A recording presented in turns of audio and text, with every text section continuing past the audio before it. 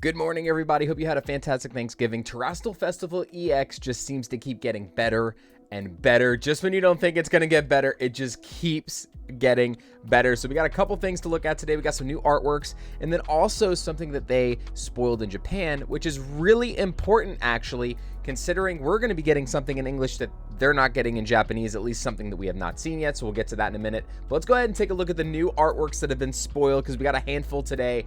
And man, oh man, these look insane. So we got the new Roaring Moon Shinji Kanda artwork, absolutely fantastic. It's the same artist that did Giratina.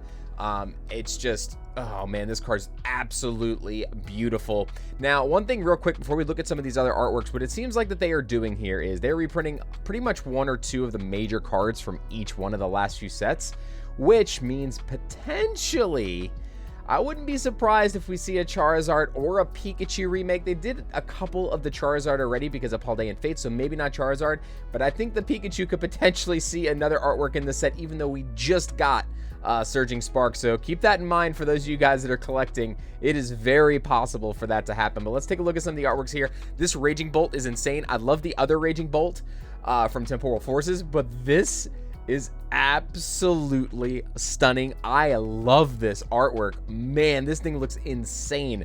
Super excited to see what the textures actually look like on these two, if they're going to be more flat or if they're going to be a lot of detailed texturing on it. So when we see these in person, that's definitely going to tell us a lot more about the cards and how they're going to be long-term in terms of collectability. I think this is Kieran, if I'm not mistaken. I do see Carmen in the background here, so this could be Kieran. I'm not too sure what this character is. If it is not Kieran with just a different hairstyle than before, but I think that's who that is. We got the Sandy Shocks here. Little ancient background. Love the abstract kind of like fuzzy artwork style, like that as well. Sandy Shocks was actually a pretty good combo piece with Raging Bolt in the past, but that just kind of fell out of kind of the meta for a little while, so never really picked up popularity after that. The Iron Crown, the future Iron Crown, looks absolutely amazing, but me personally, I do like the SAR counterpart in Temporal Forces much better. Not taking away from this artwork, I think Akurio did a very good job with this artwork, but just like the other one better.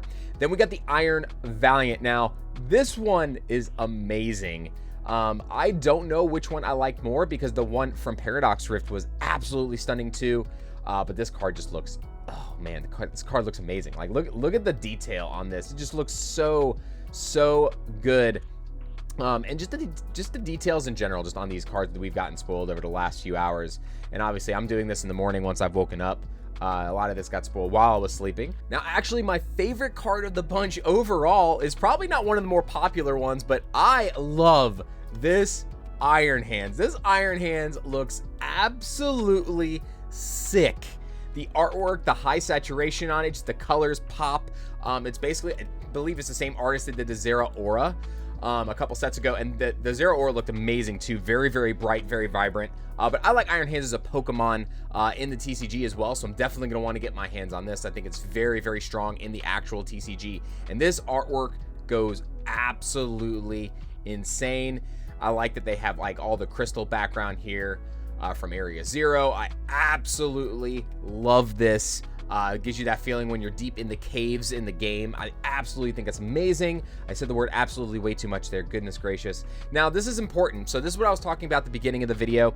Now, in Japan, they're saying that they're going to get a cracked ice layer and Pokeballs in the background. Now, they did say Pokeball, so this is still possible for them to get a Master Ball, okay?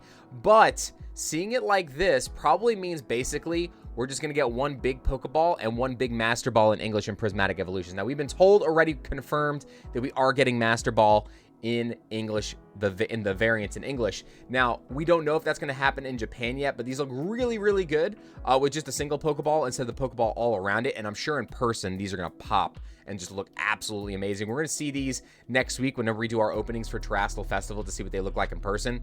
But I just think that the layer of texture on the Pokeball even is going to look really good on this. So super excited about those to see what they look like in person. But we still don't know if we're going to get a Master Ball in Japanese yet. It is possible. I'm not saying it's unlikely or likely. I think it's honestly a coin flip because they can do one or the other. But maybe this is the first time that they're going to give us something in English that they're not doing in Japanese, but it's a high class set. They tend to throw some really weird stuff and really interesting, unique things in there. So I wouldn't be surprised if you do see Master Ball variants, like 1 per box in here. Now, Master Ball variant in Pokemon 151 was one out of every 20 packs, since those are 20 pack booster boxes. This is a 10 pack booster box for a high class set. So if they do Master Ball, are they going to guarantee it 1 per box, 1 every 2 boxes? We don't know that yet. I'll make an update to this video if we know anything like that. We should be seeing the rest of the set here within the next week, since it does release on December 6th, next Friday.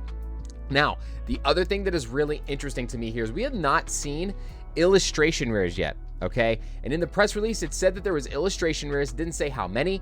It didn't say if they were coming from the Generations decks. Now, it's possible we're just getting the illustration rares like the Meowth from the Illustrations decks.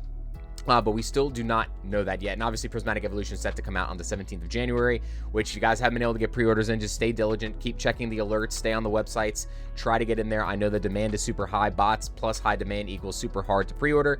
But yeah, it's definitely tough to pre-order English version right now. But Terastal Festival, guys, I would wait probably like a week after release. I think you'll see these boxes for around $50, maybe a little bit lower than that, depending on who your Japanese supplier is. They're going to be very high at release. A lot of people have been pre-ordering multiple waves, and some people are selling boxes for as high as like $70 to $80. I think that's too high. I do think that it's going to be a very big cluster when you guys get to release, because I've talked to my Japanese distributor and they're telling me it's not the number of product that they have to get rid of, it's FedEx and shipping. So there's so much that people are talking about shipping and freight that FedEx is going to be so overloaded with shipping a lot of this for people that I think you're going to see some shipping delays also. So just be aware of that for those of you guys that are buying these for breaks or some other openings. I would definitely make sure you keep up with whoever your supplier is. This way you can kind of stay in tune with that if you guys are planning streams or openings or videos or anything like that. Definitely stay in touch with your provider there. And then obviously we saw the rest of the whole set. The whole set got released. A lot of nice reprints that we've seen in here. The Ogerpon masks. I'm hoping that we don't get any of the other Ogerpon masks. Now, we have seen 19. I'm going to scroll down all the way to the bottom here because I think it has all the SRs and SARs that we have seen so far. Don't know if we're going to be getting all the A-Specs in English. They did reprint pretty much all the A-Spec trainers, or the majority of them in this set, so I'm curious to see if we get a lot of them in English. That's another thing I'm not sure of, but I guess we'll find out when we get closer to the date. All right, here we go. So these are all the SRs and all of the SARs that we know of so far. So now these are the Team Star leaders in like their school forms, or the leaders that you fight like in the game. And Larry, I hope we get an SAR Larry. I really hope we do. Giacomo, we have the Airy, we have Mela. They look a lot different than their SAR forms in the regular cards we've seen in the series. But then we have all the evolution cards. We have the Ogerpon mask, the teal mask. Man, this Iron Hands is just so gorgeous, man. So gorgeous. But let's go ahead and see here. We got 19 total, right? Let's see. We got 1, 2, 3, 4, 5, 6, 7, 8, 9, 10, 11, 12, 13, 14, 15, 16, 17, 18, 19. So that means there's 13 more special illustration rares that we have not seen yet. Let me know what your favorite spoiler is so far, or what card that you would like to see as one of those 12 remaining special illustration rares, or even some of the illustration rares, because we haven't seen any of those yet, and I'm very curious about that as well. So I'll see you guys on the next video or the next live, and I hope you have a fantastic rest of your day.